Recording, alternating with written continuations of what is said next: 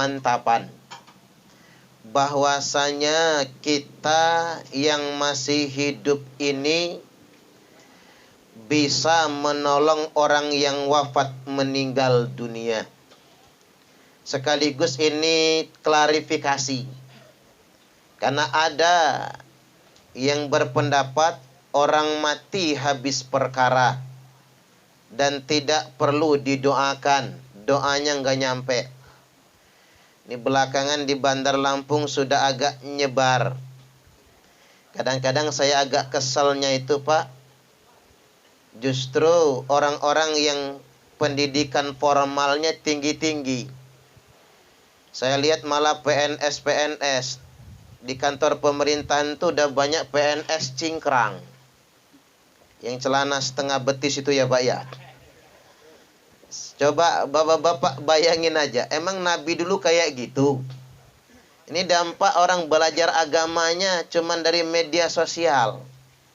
Belajar agamanya kalau kata orang Lampung mak jelas. Akhirnya tadi sholat pakai celana kayak mau ke sawah, kayak mau nyangkol. Padahal Nabi nggak pernah pakai kayak gituan. Cuman sedemikian rupa. Artinya sekarang muslim perkotaan ini sudah mulai punya logika pemahaman orang mati nggak perlu didoakan. Maka malam ini saya hendak melakukan penguatan. Baik, karena mereka suka tanya dalil, nggak apa-apa lah malam ini ngedalil dulu kita. Pertama, diriwayatkan dari Utsman bin Affan radhiyallahu an. Beliau berkata, kanan Nabiyyu sallallahu alaihi wasallam. Sesungguhnya Nabi idza faragha min dafnil mayyit, apabila beliau selesai dari menguburkan mayit, waqafa alaih, tinggal dulu, enggak langsung pulang. Wa qala, lantas beliau bersabda, istaghfiru li akhikum, mintakan ampun untuk saudara kalian yang baru saja dimakamkan ini. Wasalulahu bitatbit, dan juga mintakan oleh kalian untuknya kemantapan. Fa innahul ana yus'al, karena sesungguhnya sekarang ini dia sedang ditanya, diinterogasi oleh malaikat munkar dan nakir. Ini malaikat, Pak, yang nanya. Kita ditanya polisi aja ngedredet. Sama kayak KPK, nanya pejabat ngedredet. Tapi KPK yang dulu. Kalau KPK yang sekarang embuh itu ya, Pak ya. Mak jelas bener apa enggak itu KPK itu. Jadi ini yang nanya malaikat munkar dan nakir. Karena si ahli kubur sedang ditanya, Nabi perintah. Bunyi perintahnya apa? Doakan. Karena doa yang kita yang masih hidup ini membantu si ahli kubur agar mantap menjawab pertanyaan malaikat. Hadis ini hadis sahih, tercantum dalam kitab Sunan Abi Dawud nomor hadis 3221 dan disahihkan dalam kitab Sahih Al-Jami' nomor hadis 945. Jadi malam ini doa kita manfaat, membantu si ahli kubur saat diinterogasi malaikat. Nah, Imam Ahmad bin Hambal alias Imam Hambali ditanya, Syekh, berapa lama orang ditanyain di kubur? Kata Imam Hambali, orang mukmin 7 hari 7 malam enggak berhenti. Orang munafik 40 hari 40 malam non-stop. Orang kafir sampai datangnya kiamat nanti enggak berhenti. Kira-kira kalau kita yang mati masuk mana ini, Pak? Mukmin, munafik apa kafir? Mukmin dong. Ya jangan maulah selain itu. Mukmin saja kita diinterogasi 7 hari 7 malam enggak berhenti. Makanya muncul fatwa Imam Tawus. Imam Tawus itu siapa? Ulama tabi'in. Jadi belajar agamanya langsung ke para sahabat Nabi. Di seandainya Nabi masih hidup, beliau sudah ada, nyebutnya nggak tabi'in, sahabat beliau. Cuman beliau tidak belajar ke Nabi, maka nyebutnya tabi'in. Semua hadis yang diriwayatkan jalur beliau sahih semua. Ini bukan kategori tabi'in biasa, tapi ulama tabi'in. Beliau berkata, innal mauta yuftanuna fi kuburihim sab'an. Sesungguhnya orang mati diinterogasi, ditanyai di kuburnya paling singkat 7 hari 7 malam. Fakanu yustahibbuna ayyut'ama anhum tilka ayyam. Maka disunahkan agar keluarga yang ditinggalkan sedekah makanan selama 7 hari itu. Karena sedekahan itu manfaat untuk si ahli kubur. Makanya kita punya tradisi besekan. Di sini ada besekan nggak sih Pak? Dibuat nggak ya beseknya ya? Ngarep boleh, tapi jangan berlebihan, takut kecewa. Ada kejadian di kota Sepang Pak. Karena mengharamkan besekan, begitu bagi besek, separuh besek ditinggal di kursi. Karena mereka haram, jadi nggak dibawa pulang. Saya langsung ngelus dada seraya mengucapkan Alhamdulillah, saya yang ngangkutin pulang. Ya daripada mubazir kan. Kata saya, mobil saya masih muat, tak ampirin ke panti asuhan separoh tak bagiin ke tetangga. Ya rezeki nomplok kita. Makanya bapak-bapak nanti seandainya dapat besek, bapak-bapak mengharamkannya, tinggalkan besek di kursi masing-masing. Biar saya yang ngangkutin nantinya. Ini gara-gara itu. Berarti sedekahan makanan malam ini ada pisang. Bahkan di depan saya ini paling lengkap. Ada anggur, ada kelengkeng, ada jeruk, ada apelnya. Cuman nggak bisa makan saya ini Pak. Wong ceramah soalnya ya. Bapak-bapak silakan. Yang ngudut-ngudut, yang minum-minum, yang makan pisang.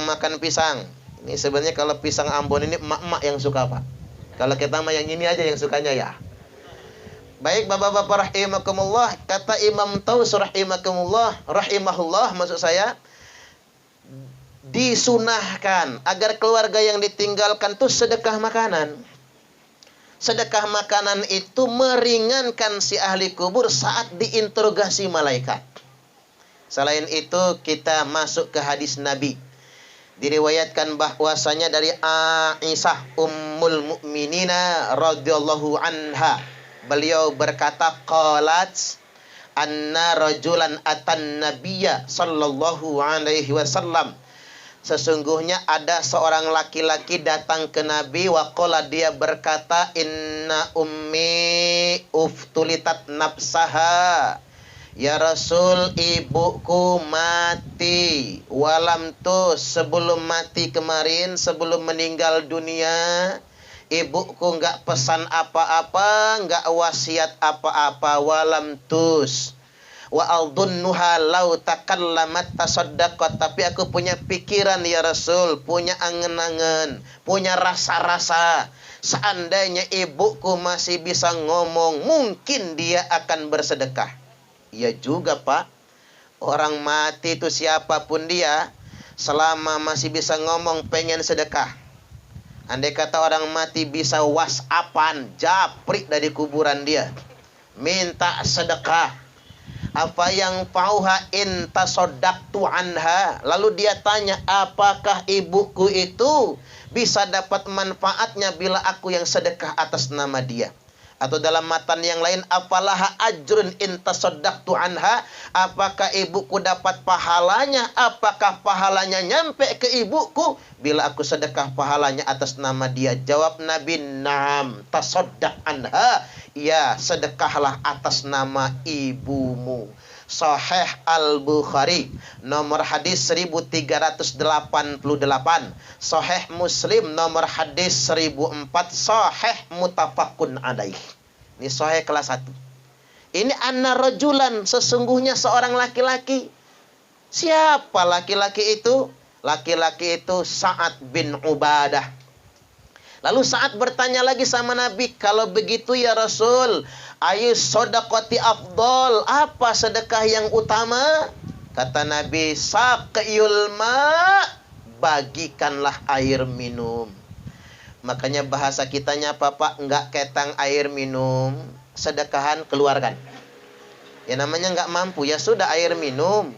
Beli nih Aqua atau Tripanca, 100.000 udah dapat 5 dus.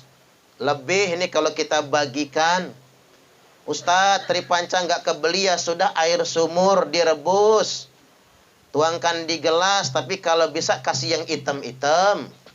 Apa sih namanya itu? Kopi namanya ya. Ustadz, gula habis, kopi nggak punya, gas juga lagi habis, kayu bakar basah semua, nggak bisa ngerebus. Ya sudah air sumur nggak usah direbus, nggak apa-apa. Bagikan di gelas, tapi jangan ngomong-ngomong. Nanti orang nggak pada mau minum, takut anyang-anyangan. Tapi percayalah sama saya, nggak akan jadi penyakit. Ya kalau cuman air minum sanggup ya Rasul. Lebih dari air minum apa? Fa'itamu ta'am, hidangkan makanan. Ja'far radhiyallahu anhu wafat meninggal dunia, istrinya nyembelih kambing, ngidang. Kalau orang Lampung kan sukanya ngidang ya Pak. Lampung Sumatera tuh ngidang. Orang Jaseng besek. Cuman orang Lampung keikut orang Jaseng. Karena kalau ngidang yang makan cuman bapaknya doang. Tapi kalau dibesekan, dikeroyok di rumahnya. Makanya sekarang orang Lampung juga ikut besekan. Tapi kebiasaan orang di Menggala, mereka nyembelih kebo. Kalau kakek meninggal, nenek meninggal, bagus itu. Di zaman Nabi nyembelih kambing, Ja'far meninggal, kalau haram sudah diharamkan oleh Nabi. Kalau bid'ah sudah dibid'ahkan oleh Nabi. Buktinya Nabi nggak membid'ahkannya, nggak mengharamkannya. Ada yang nanya, Ustadz, pernah nggak Nabi waktu istrinya meninggal duluan, Khadijah radhiyallahu anha ummul mukminin meninggal duluan wafat, apa Nabi juga nyembelih kambing? Iya. Dalam hadis Sahih Muslim disebutkan, kana Nabiyyu sallallahu alaihi wasallam idza dzabaha syata fayaqul fa arsilu biha ila asdiqai Khadijah. Nabi nyembelih kambing, Pak. Sedekahan beliau, dibagi-bagikan yang pahalanya atas Khadijah yang sudah wafat meninggal dunia. Cemburu Aisyah. Ngelihat Aisyah cemburu, kata Nabi, kau takkan pernah bisa menandingi kemuliaan Khadijah. Boleh, kalau bapak-bapak sanggup nyembelih sapi silahkan. Ingin sedekahan nyembelih kebo silahkan. Kalau sanggup. Yang dilarang oleh ulama itu begini, maksa. Gara-gara tahlilan rumah kegade. Gara-gara tahlilan kebun kejual. Itu yang gak boleh. Pepatah orang lama, besar pasak daripada tiang. Kalau kata orang Jaseng apa? Biar tekor asal kesohor. Kalau kata orang kampung saya, orang Palembang Pak, kue putu buatan Cek Gaya, awak buntu banyak gaya. Nah itu yang jangan. Kalau nggak sanggup nyembelih kambing, nyembelih kebo, ya udah nggak usah, besekan saja. Nggak sanggup besekan juga, ya sudah, air minum jadilah. Ustaz, yang takziah dikit, ya kelihatan kan yang ikhlas apa enggak. Lagi pula begini Pak, buat ngantisipasi agar tidak membebani sahibul musibah, kita sekarang pintar punya rukun kematian. Di sini ada nggak rukun kematian? Berapa bulanannya Pak? 5.000 apa 10? 10 jadilah, Alhamdulillah. Kalau bisa sih 10.000 itu bayar sekaligus lah Pak, yang sugih-sugih ya. 120, kasihan petugasnya keliling terus. Ini kadang-kadang Pak udah keliling capek, malah yang ditagih protes. Saya ini nyetor terus tapi nggak pernah dapat giliran. Yang minta sama Allah kalau pengen giliran. Itu tujuannya ada rukun kematian tuh antisipasi. Kalau yang meninggal orang nggak mampu, kalau dia pengen beli Aqua, beli Tripanca, setidak-tidaknya beli gorengan, tidak membebaninya. Tambah lagi yang kedua, ada sumbangan. Kita nyumbang masuk ke dalam kotak amplop. Bukan kotak lah. Kotak mah orang nikahan ya Pak ya. Baskom kalau kita mah. masukin baskom. Tapi mohon, kalau nyumbang orang meninggalkan lagi musibah, jangan kedikitan. Kita mah payah kalau nyumbang orang hajatan gede banget. Apalagi kena rantang kan, kena tonjok. Belum lagi kalau undangannya di gedung, langsung 500.000. Ketiban orang meninggal nyumbang cuma 5.000. Tapi begitu takziah ngarep bawa besek. Kata malaikat, malu-maluin lo tuh. Nyumbang cuma 5.000 ngarep bawa besek. Ini gunanya ada sumbangan. Makanya waktu bapak saya meninggal, Pak, kandang ayam penuh. Di kampung saya nggak level ayam kampung, ayam potong, ayam kampung. Kalau di kampung saya kan nggak pakai duit, nyumbangnya pakai ayam, pakai mie kuning, gula pasir, beras, ada baskom, diikat dengan taplak meja, bawa ke tempat sohibul musibah. Nyampe 100 hari pun masih berkarung-karung beras di rumah, nggak membebani. Tambah lagi sekarang ada sumbangan wali kota 1 juta untuk musibah kematian. Tujuannya buat apa? Itu ngantisipasi. Kalau yang meninggal orang yang nggak mampu, khawatir membebani. Tapi kalau yang mampu mah pengen gede-gedean dah masalah.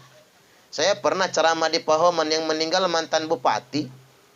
Semua yang takziah dikasih besek double, Pak.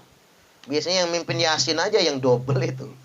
Yasin, tahlil, doa double. Ini mah enggak semua double. Yang mimpin Yasin ya triple jadinya. Gak mungkin sama yang lainnya kan. Begitu pulang semua dikasih sarung sama sajadah. Ibu-ibunya dikasih telekung sama kerudung. Dikasih terjemah majmu' sarif yang tebal itu. Dan begitu ngantri, diamplopin semua yang takziah. Saya langsung ngebatin, subhanallah. Yang takziah saja diamplopin, apalagi saya yang ceramah ini. Iya juga ya Pak ya. Ya dia mampu, sugih mantan bupati, nggak pernah ketangkap KPK. Ya kalau ketangkap selesai, udah banyak kesita hartanya. Artinya memang kalau dilakukan oleh orang-orang yang mampu tidak masalah. Itu di Sukajawa, Pak Haji Gusmir Pak. Karena anak lakinya kan meninggal tuh. Semua yang takziah diamplopin. Kalau dia mampu silahkan dilakukan yang sedemikian rupa, buat sedekahan. Tapi kalau yang nggak mampu, yang penting jangan maksa. Ini keterangan yang pertama. Selanjutnya saya ingin tegaskan sabda Nabi, ad-du'a wa shadaqatu hadiyatan ilal mauta. Doa dan sedekah adalah hadiah terbaik buat orang mati.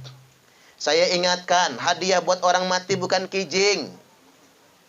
Ini buat anak-anak. Ngijing orang tua makamnya, sok-sokan. Kijingnya tinggi betul lagi, tapi di tanah wakaf. Kalau pengen kijingnya tinggi-tinggi itu Pak, tanah kita sendiri. Beli tanah atau kubur di depan rumah kita. Tapi kalau di tanah wakaf jangan. TPU, tempat pemakaman umum ndak boleh. Itu bukan punya kita. Tapi kalau di tanah kita sendiri ya silahkan. Tapi ada yang nanya, Ustadz boleh nggak makom di kijim? Boleh. Asal tadi tahu aturannya. Nggak haram. Yang mengharamkan itu Wahabi Pak. Mereka teriak-teriak kijing haram, makom Nabi di kijing. Makom Abu Bakar Umar radhiyallahu anhuma di kijing. Tapi ingat, kijing nggak ngaruh. Walaupun bapak-bapak pesan kijing marmer paling mahal. 2 miliar harga marmernya, pesan dari Spanyol. Yang bawa Ronaldo sama Messi. Makanya jadi mahal banget tuh. Pasang di kubur nggak ngaruh. Termasuk ini Pak, gaya orang modern ini. Ikut-ikutan kita ini kan. Pakai papan bunga turut berduka cita. Kadang berderet sampai ratusan. Nggak ngaruh buat orang mati. Buat yang hidup sih ngaruh ya. Buat seneng-senengan, penghibur. Tapi kalau saya pikir-pikir lebih menghibur lagi kalau diganti duit aja lah itu. Hitung aja kalau satu papan harganya 500.000, 100 papan 50 juta, cair. Betul nggak kira-kira? Lebih ngebantu itu malahan. Jadi yang penting buat orang mati itu doa dan sedekah. Kalau nggak sanggup sedekah yang mahal-mahal, sedekah dengan bacaan Al-Quran. Makanya kata Imam Ahmad bin Hambal, sedikit-dikitnya. Idza dakhaltumul maqabir, kalau kalian semua masuk ke perkuburan, kata Imam Hambali, baca Al-Ikhlas 11 kali. Itu sedikit-dikitnya. Baca Al-Ikhlas 11 kali, semua ahli kubur terima kasih sama kita. Jajal, Pak. Kalau masuk kubur 11 kali Al-Ikhlas. Cuman nggak kedengaran terima kasihnya. Kalau kedengaran ya kaburlah kita. Suara apa itu kira-kira? Dia ngejawabnya, hanya saja kita tidak bisa mendengarnya. Terima kasih mereka tersebut. Ini mangga. Wayahnya ziarah kubur, ada mantu ziarah kubur ke kubur mertua. Bukannya baca Fatihah, bukannya Yasinan, bukan Al-Ikhlasan, cuman babat rumput. Habis ngarit babat rumput pulang. Mertua dari dalam kubur manggil, "Oi, mantu sedeng. Gua nggak butuh arit lo. Yang dibutuhkan tuh doa, sedekahan, bacaan Al-Quran itu yang manfaat." Maka sabda Nabi ini ditambah oleh Umar bin Khattab radhiyallahu an. Kata Umar, "As-shadaqatu ba'da dafni," sedekah yang dikeluarkan setelah penguburan bertahan pahalanya untuk ahli kubur 3 hari. Nolong betul itu. Habis penguburan sedekah. Itu buat ahli kubur sampai 3 hari. Sedekah pada hari ketiga akan bertahan sampai 7 hari untuk ahli kubur. Sedekah pada hari ke-7 akan bertahan sampai 25 hari. Selawe.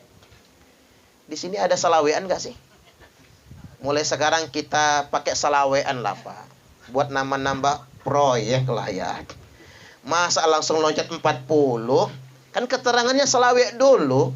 Sedekah pada hari ke-25 akan bertahan sampai 40 hari. Sedekah pada hari ke-40 akan bertahan sampai 100 hari. Sedekah pada hari ke-100 akan bertahan sampai 1 tahun. Sedekah pada 1 tahun akan bertahan sampai 1000 hari alias 3 tahun. Habis 1000 hari ya terserah kita mengehol tahunan. Itu sangat bermanfaat buat yang wafat meninggal dunia. Nah kemudian yang berikutnya, seandainya kita tidak sanggup misalnya sedekahan dalam bentuk materi, ya sedekah yang sederhana dalam bentuk bacaan Al-Quran.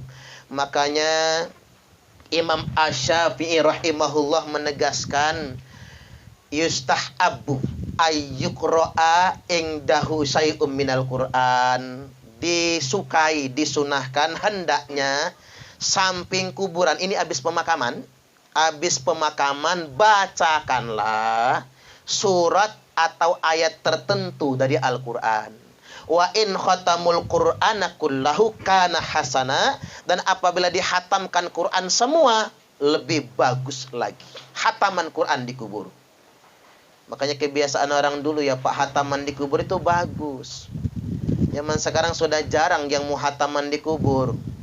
Yang hataman di kubur biasanya kalau kiai ajengan wafat, maka santrinya yang hataman. Ada yang sampai 440 hari, ada yang sampai 100 hari, ada yang sampai setahun. Kayak Gus Dur kan, Kiai Haji Abdurrahman Wahid, itu sampai setahun nggak ditinggal tuh hataman. Subhanallah. Saya jadi bingung kapan malaikat Munkar dan Nakir nanyanya ya Pak ya. Katanya kan 7 langkah ditinggal dari kuburan ditinggal baru ditanya tuh. Orang nggak pergi-pergi dari kuburannya. Jadi hataman Al-Quran kalau sanggup. Ya kalau Al-Quran 30 juz kepanjangan boleh milih surat. Termasuk yang kita lakukan malam ini, baca surah Yasin. Saya sering ditanya, Ustadz, ngapa sih mesti Yasin yang dibaca buat orang mati?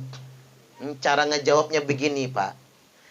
Baca Yasin buat orang mati ini bukan perintah kiai, bukan perintah ustadz, bukan perintah guru ngaji.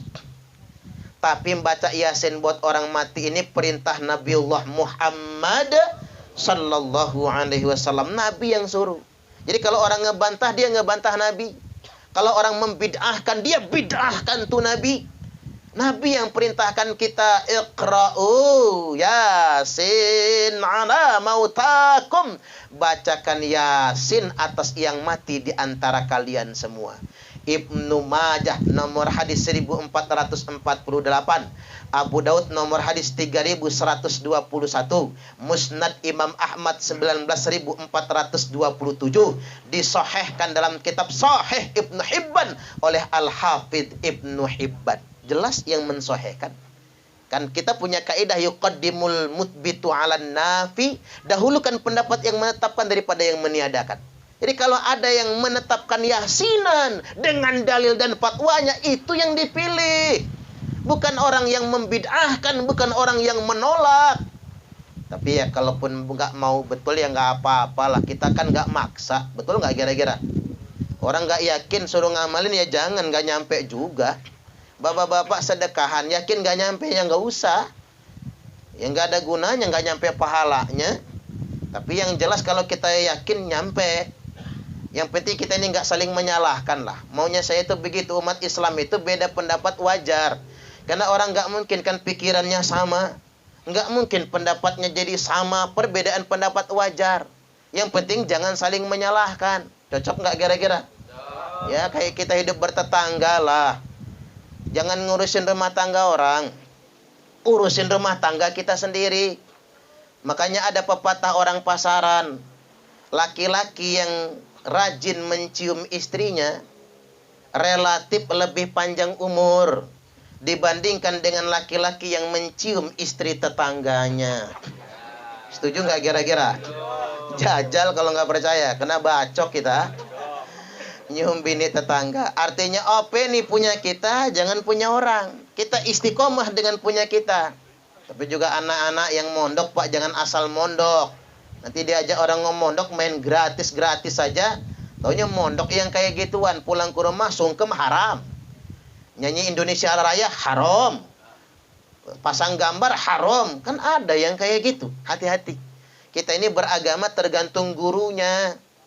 Orang kalau bicara agama belum tentu itu maunya agama. Boleh jadi karena pikirannya. Makanya hati-hati. Baik, yang berikutnya. Terkait dengan ini baca Quran maupun Yasin paling afdol di samping kubur, paling afdol. Karena kata Imam Syafi'i rahimahullah, kalau membaca Quran di kubur tidak diniatkan nggak apa-apa, nggak pakai niat nggak apa-apa, tidak didoakan pun nggak apa-apa, nyampe dia kalau di kubur. Tapi kalau di rumah kayak kita malam ini mesti diniatkan, mesti didoakan agar nyampe buat si ahli kubur. Allahumma amin, amin ya rabbal alamin. Semoga Allah sampaikan. Cuman begini, orang Indonesia ini ada yang belaga. Pulang haji, pulang umrah, tiba-tiba jadi kiai, Pak. Naik mimbar, ziarah kubur haram. Baca Yasin di kubur haram. Saya bingung mikirnya ngapa orang pulang haji lagi jadi laju belaga semua begini ya. Ternyata, Pak. Kalau kita masuk ke Baqi', makam samping Masjid Nabawi, atau kita ziarah ke Jannatul Ma'la, maka kita datang ke sana ada papan gede banget. Papan pengumuman informasi begitu. Bahasa Arab, Indonesia, Inggris. Di poin nomor 4 ada tulisan begini, dilarang, dalam kurung diharamkan membaca Quran Fatihah di pemakaman. Oh, ini gara-gara papan ini biang keroknya pikir saya. Ya baru sekarang orang Arab itu melarangnya. Zaman dulu mah nggak dilarang. Baru abad sekarang, ini kan 14 abad tuh. Baru abad ke-14, 13 abad mah biasa. Apalagi zaman guru kita ya Pak, Syekh Nawawi Al-Jawi Al-Bantani, salah satu imam Masjidil Haram. Waktu itu Mekah, Arab Saudi masih bermadhab Syafi'i. Atau madhabnya masih tukeran, apa giliran. Jadi dulu di Masjidil Haram itu, Mekah itu Pak, giliran madhabnya. Jadi imam subuh hari ini madhab Hanafi, subuh besok madhab Maliki, subuh besok madhab Syafi'i, subuh besoknya lagi madhab Hambali. Makanya orang zaman dulu, zaman kakek saya naik haji cerdas-cerdas. Tahu khilafiyah, tahu perbedaan pendapat, karena semua madhab dipakai. Nah salah satunya Syekh Nawawi Al-Jawi Al-Bantani. Ada kejadian spektakuler, Mekah kemarau panjang. Dulu Mekah sama Arab Saudi belum ngegali minyak, jadi masih melarat. Kemarau panjang, melarat, kelaparan. Diadakan istisqa tiap hari, tapi nggak turun-turun hujannya. Udah belasan hari istisqa, giliran yang ngimamin Syekh Nawawi. Tapi begitu doa istisqa kan ngadep kiblat, tangan ke atas, menjulur ke atas, raf'am baldigha, diangkat tinggi-tinggi. Syekh Nawawi doa nggak pakai bahasa Arab, pakai bahasa Jawa campur jaseng. Belum selesai doa sudah turun hujan deras sekali. Raja Arab nanya, Syekh, bahasa apa tadi? Jawa campur jaseng. Kata Raja Arab, besok kalau minta hujan lagi nggak boleh pakai bahasa Arab. Jaseng campur Jawa aja. Artinya Pak, bukan bahasanya kata Syekh Nawawi, tapi saya lebih khusyuk di saat tertentu pakai bahasa kampung saya. Subhanallah. Yang salah satu zuriat nasab keturunan beliau adalah Profesor Dr. Kiai Haji Ma'ruf Amin. Jadi wajar kalau jadi presiden, memang wakil presiden, karena memang dari nasab yang mulia. Balik lagi bahwasanya baru zaman sekarang dilarang itu. Saya tegaskan sama bapak-bapak, tidak ada satupun dalil yang melarang baca Quran di kubur. Jadi papan pengumuman di Mekah itu salah sebenarnya, di Madinah itu. Enggak ada satupun dalil. Saya sudah nanya pokoknya sama yang mengharamkannya itu, ya teman-teman kita yang Salafi Wahabi itu ya, kelompok Minhum itu, yang anak-anak antum-antum itu, kata saya antum itu mengharamkan baca Quran di kubur. Mungkin punya dalilnya, kami mau belajar, bukan mau berdebat. Oh sahih kata dia. Apa dalilnya? La taj'alu qabri 'idan wa masjidan. Iya juga, ini hadis sahih Bukhari Muslim ini. Jangan jadikan kuburku sebagai id dan tempat perayaan pesta, wa masjidan dan masjid tempat sholat. Iya iyalah kata saya, masa iya dong. Itu mah bukan dalil baca Quran, larangan baca Quran di kubur. Itu larangan pesta di makam. Kira-kira boleh nggak Pak kita ngundang trio macan di kuburan? Suruh nyanyi iwak peyek nasi jagung dia. Awas dilaknat sama ahli kubur. Jangan macam-macam kita. Pesta, kebiasaan orang Arab kan nyembelih hewan, makan-makan enak. Nah itu nggak boleh di kuburan. Boleh makan-makan di kuburan kalau tukang gali kuburan. Tukang gali kuburan nggak dikasih makan Pak, kelenger. Hari itu bisa diikut dikubur juga dianya. Artinya orang-orang yang memang bersenang-senang seperti wisata itu yang nggak boleh. Berpesta, bersenang-senang. Wa masjid, dan menjadikan kubur sebagai masjid. Apa itu? Zuhur adzan bukannya ke masjid. Kemana Kang? Kuburan. Gelar sajadah di atas makam. Nah itu yang nggak boleh.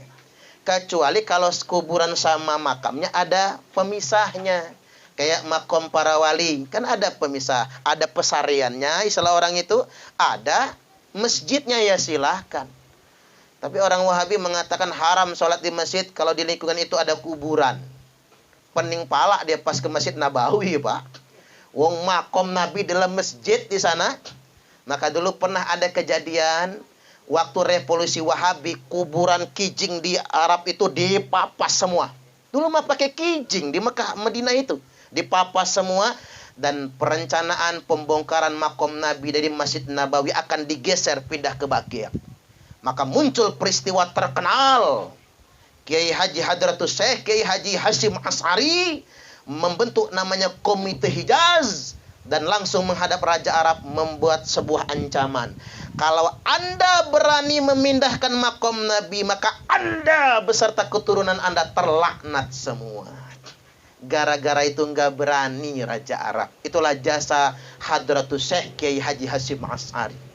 Gelarnya Hadratus Syekh karena beliau menghafal 6 kitab induk hadis. Sahih Bukhari, Sahih Muslim, Sunan An-Nasai, Sunan Tirmidzi, Sunan Abi Daud, dan Sunan Ibnu Majah. 6 kitab induk.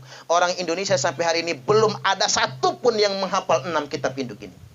Kalau kita hafal juga Pak, Sunan Kalijogo, Sunan Bonang, Sunan Ampel, itu yang kita hafal. Balik lagi bahwasanya nggak ada dalil.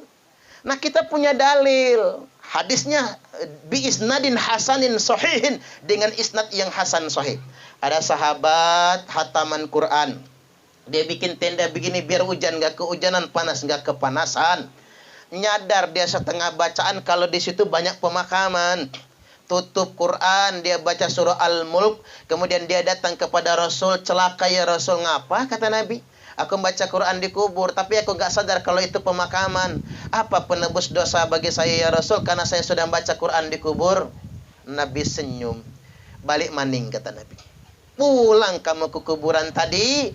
Lanjutkan bacaanmu sampai selesai, karena bacaanmu mendatangkan ketenangan dan keselamatan bagi semua ahli kubur yang ada di sana. Subhanallah.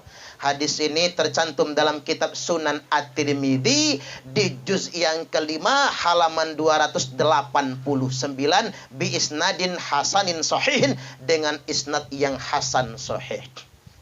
Tidak ada dalil bagi mereka yang melarang, tapi ada dalil bagi kita yang mengamalkannya. Nah, kalau Yasin masih kepanjangan, Pak, tak ajarin yang males ini. Baca Fatihah jadilah. Karena ada hadisnya, afdalu doa il-Fatihah. Sebaik-baiknya doa Al-Fatihah. Coba kita buka tafsir Ibnu Katsir. Di bab Al-Fatihah, di situ ada hadis Sahih Muslim. Kutipannya begini. Afdalu dzikri la ilaha illallah wa afdalu du'a ilhamdulillah ayil Fatihah. Sebaik-baiknya zikir adalah la ilaha illallah, dan seutama-utamanya doa adalah alhamdulillah, yakni surah Al-Fatihah. Makanya kata Nabi Aisyah, kalau kamu yang mati duluan, akan aku doakan engkau dengan Al-Fatihah ini. Al-Fatihatu lima quri'at lahu. Al-Fatihah tergantung niat yang baca. Fatihah dibacakan buat orang mati, bagus. Fatihah dibacakan buat mendoakan orang sakit, bagus. Fatihah dibacakan buat orang kesurupan, bagus. Kok bisa ya Pak Kiai zaman dahulu itu ya? Ajengan itu nggak ribet-ribet ngerukyah. Cuman pakai Fatihah, tiup di air, sembuh. Tapi kok sekarang orang kesurupan bacain Fatihah nggak mempan. Bacain ayatul kursi, jinnya malah hafal. Lebih fasih lagi Pak. Bacain Yasin, sudah bacain doa akasah juga jinnya malah nantang. Apa kata jinnya? Gua nggak takut sama ustadz. Gua takutnya sama tukang permak lepis. Karena ada tulisannya permak jin segala jenis. Iya juga ya. Makanya tukang jahit pertahankan jadi tukang jahit. Karena tukang jahit lebih ditakuti daripada ustadz zaman sekarang ini. Jadi balik lagi bahwasanya bacakan buat yang kesurupan, bagus Fatihah. Dibacakan buat yang sedang naik haji umroh, bagus. Dibacakan buat anak kita yang sedang mondok biar betah, bagus. Dibacakan buat anak kita yang sedang merantau kuliah, bagus. Kita khawatir Pak, anak kita di Jogja, takut dia pacaran, takut dia narkoba. Nggak guna ditelepon tiap hari, nggak guna. Anak lebih pintar bohong, pintar ngarang cerita anak zaman sekarang. Kayak sekolah daring ini, jadi geblek semua ya Pak ya. Pura-puranya belajar main game taunya dia. Belajarnya sebentar, main gamenya yang kesuwen soalnya. Jadi anak sekarang lebih pintar. Kalau nggak mau ribet, bacakan Fatihah. Aman anak kita. Rajin tapi. Termasuk Al-Fatihah dibacakan buat laki-laki hidung belang mata keranjang, bagus. Makanya ibu-ibu sering tak ajarin Bu, kalau punya laki hidung belang, rajin-rajin bacakan Fatihah. Hilang belang di hidungnya. Nggak akan keranjangan lagi matanya. Termasuk Al-Fatihah Pak, dibacakan buat bini yang cangkemnya cerewet kelewat, bagus. Makanya bapak-bapak ini kalau punya bini cerewet, ngomel aja kerjaannya. Deketin jidatnya itu, Al-Fatihah. Langsung mingkem mulutnya. Kalau nggak mulutnya yang mingkem, kita digebuk pakai sapu sama dia. Karena ngaget-ngagetin. Al-Fatihah tergantung niat yang membaca. Tapi kalaupun Al-Fatihah masih kepanjangan, mampu saja sekalian. Nggak niat memang ngedoain orang tua. Habis sholat lah kita Fatihahan tiap hari. Habis sholat bacakan Fatihah buat keluarga kita, orang tua kita yang sudah wafat meninggal dunia. Poin pertama. Dikit lagi nih Pak. 8 menit lagi lah ya. Pasin jam 10. Nggak boleh lama-lama, masa corona cenah. Baik, di balik peristiwa wafatnya orang tua kita ini, ada peringatan bagi kita yang masih hidup bahwasanya tiba gilirannya kita pasti mati juga. Betul tidak kira-kira? Jangan terlalu betah Pak dengan dunia. Dunia memang tempat singgah kita kan. Itulah rahasianya mengapa orang Islam itu dikasih ujian. Ada yang diuji melarat, biar nggak betah sama dunia itu. Ada yang diuji kerjaannya pas-pasan rezekinya. Udah dapat rezeki lebih malah dipecat gitu, PHK. Ada yang rezekinya lancar tapi bininya cerewet banget. Bantu orang tua aja nggak boleh, jahat sama mertua. Ada nggak sih bini jahat sama mertua tuh, Pak? Bininya siapa sih? Kasihan bapak-bapak ya, kasihan ya. Sabar ya Pak, sabar. Anggap jihad fisabilillah yang kayak gitu tuh. Duit mah banyak tapi bini ini loh. Ketiban kita ngasih emak, kita monyong aja kerjaan dia. Begitu mau kita klon sama emak lu sono. Nah, bahaya itu. Ada juga rezeki lancar, suami rajin ke masjid, istri rajin pengajian, anak yang bandel. Ada aja ujian hidup ini ya. Ada juga istri solehah, kona'ah, anak baik-baik semua. Tapi susah makan, Pak. Ada juga sudah soleh semua, rezeki lancar, penyakitan. Apa? Mengapa Allah selalu kasih kita ujian? Nggak pernah hidup kita itu enak, terus nggak pernah. Pasti ada ujiannya. Karena Allah ingin kita nggak betah dengan dunia kita. Ad-dunya sijnul mu'min, dunia penjara orang beriman. Makanya kita ini harus menganggap dunia ini penjara. Karena akhiratlah surga kita nantinya. Dunia penjara. Makanya saya bicara tentang penjara, Pak. Saya baru ngeh sekarang. Ternyata ceramah di penjara paling enak. Karena orang di penjara ada di titik terendah. Saya pertama kali diundang ke penjara takut saya. Takut mereka tersinggung. Dikeroyok saya, Pak. Nggak kelawan, nggak. Mereka ribuan sipir penjara, paling berapa puluh orang. Kalau ngamuk, remek, selesai sayanya. Begitu saya ceramahin, ternyata justru menceramahi para narapidana paling enak. Semua isi ceramah kita didengar. Karena ngapa? Mereka sadar ada di titik terendah dalam kehidupan mereka. Apalagi ceramah di LP perempuan. Diceramahin 2 jam, nggak ada yang ngantuk, malah mendelik semua matanya. Saya sampai tanya ibu-ibu, mbak-mbak, ngapa matanya melotot semua, kata saya. Mohon maaf Pak Ustadz, kata mereka, kami di sini jarang lihat laki-laki. Sekali ngeliatnya Pak Ustadz, waduh pede banget saya, Pak. Minta diundang lagi ceramah ke sono. Enak ceramah, orang yang merasa terhimpit itu enak diceramahin. Makanya kita ini enak jadi orang biasa tuh enak, Pak. Kita jadi tawadhu, rendah hati. Makanya nggak bisa menceramahi 3 golongan manusia. 1, pejabat yang lagi songong, nggak bisa. Diceramahin tersinggung. Bukan kita yang kena marah, ajudannya yang kena marah. Ngapa ngundang Ustadz Parman itu? Tersinggung, Ustadz, saya dimarahin bos gara-gara isi Ustadz ceramah tadi. Ya bukan nyindir lah, kata saya. Itu kan keluar apa adanya. Susah kalau pejabat lagi songong. Kecuali pejabat yang sudah diperiksa KPK. Karena enak nyeramahinnya, Pak. Baru ngomong 1 ayat udah nangis dia itu. Yang kedua, yang susah diceramah itu orang kaya yang lagi takabur. Nggak bisa. Merasa gumedek dia, Pak. Seakan-akan tuh nggak ada lawan. Paling sugih mah dia, paling sukses mah dia. Saya pernah ceramah di hotel. Hotel yang di Jalan Kartini itu hotel apa? Horizon ya. Pengusaha-pengusaha sugih acara di situ. Saya suruh ceramah buka bersama. Tapi nggak ada yang ngedengerin saya ceramahnya itu. Kan capek saya ceramah dari jam 5 loh, Pak. Mana ngelak lagi kan, menunggu waktu berbuka itu tak seriusin, nggak ada yang respon, tak guyonin. Begitu saya ngelucu nggak ada yang ketawa. Itu paling nggak enak. Bulu kuduk saya langsung merinding itu, Pak. Aduh, rasanya lama betul. Saking songongnya mereka. Karena ngapa? Mereka di meja bundar di hotel itu, di ruangan itu, Pak, ngobrol masing-masing. Bisnis mereka, suksesnya mereka, usaha mereka sedang takabur. Tunggu aja lo lagi bangkrut, datang ke gua, kata saya. Minta ruqyah lagi kan.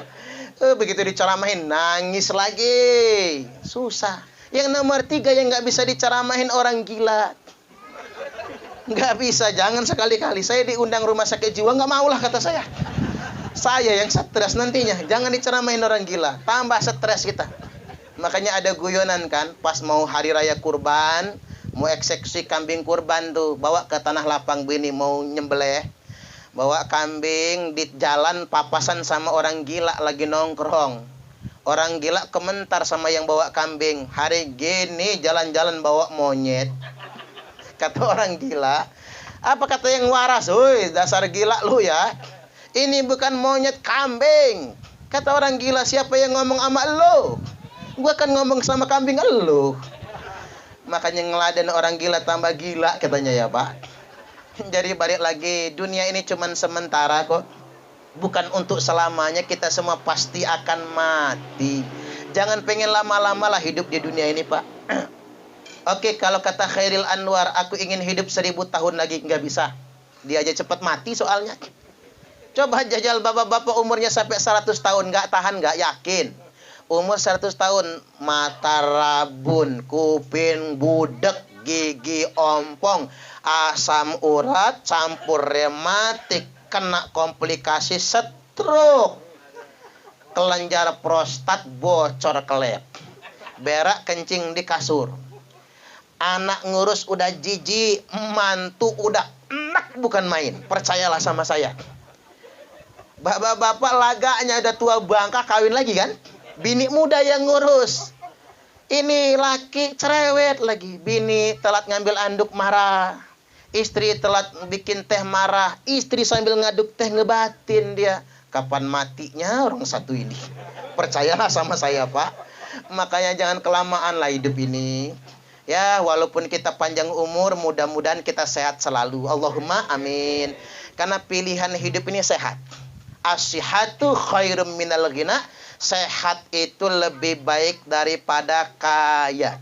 Saya pakai logika begini. Ada orang kaya, rumahnya mewah, fasilitas lengkap, bininya aja nggak satu.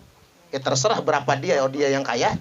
Bininya nggak satu, segala ada, tapi penyakitan, nggak enak. Makan nasi takut, ketiban makan tiwul.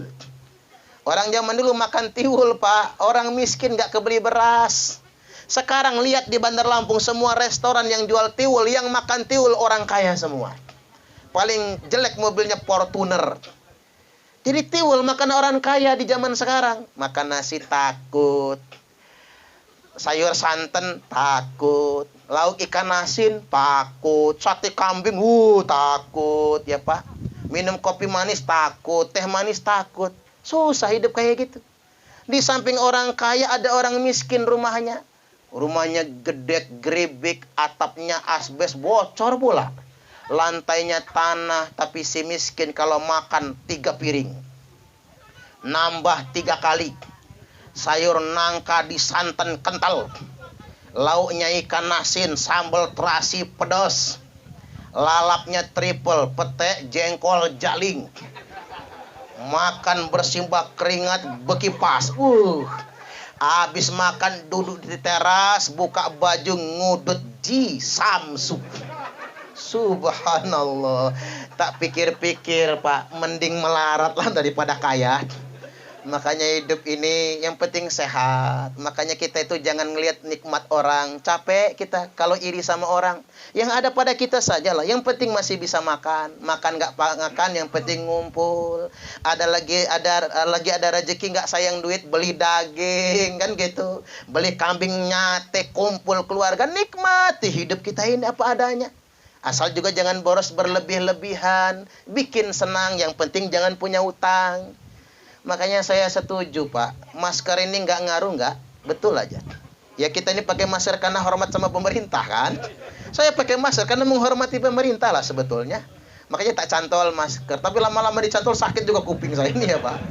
Apalagi cara pakai masker, lama-lama bau jigong. Akhirnya saya keracunan jigong saya sendiri kan akhirnya. Allahu Akbar. Itunya, Pak, tapi bagus ya, namanya himbauan medis ya. Apalagi yang lagi kena pilek. Yang lagi kena pilek bagusnya masker. Karena masker ini sebetulnya lebih efektif buat yang sakit. Kalau yang lagi kena sakit itu memang lebih manfaat. Agar tidak menulari orang lain. Makanya kalau kita dekat yang sakit pakai masker bagus. Bukan hanya masa pandemi. Masa-masa biasa juga begitu. Agar tidak menulari. Tapi ingat, faktor utamanya bukan masker. Tapi imunitas, daya tahan tubuh kita sendiri. Itu yang nomor 1. Kalau kata dokter di Jawa Timur, penyebab penyakit bukan makanan. Maka jangan terlalu banyak pantangan. Tapi penyebab penyakit itu pikiran. Dan pikiran yang paling membebani adalah cicilan. Mau ke Malaysia sekarang ya, Pak? Yuk berhenti aja nyicil yuk. Biar sehat. Istri-istri di akhir zaman, kata Nabi, banyak membunuh suaminya. Bukan dengan cara meracuninya, tapi membebaninya dengan cicilan. bebaskan pikiran kita. Mudah-mudahan kita semua diberikan kesehatan. Allahumma amin. Baik, demikian sudah jam 10 malam. Mudah-mudahan ini semua bermanfaat buat Ustadz Andi beserta keluarga. Mudah-mudahan diberikan selalu kesabaran. Mudah-mudahan almarhum abah kita diberikan kemuliaan di kubur sampai di akhiratnya nanti. Allahumma amin. Amin ya rabbal alamin. Wallahul muwaffiq ila aqwamit thariq. Wassalamualaikum warahmatullahi wabarakatuh.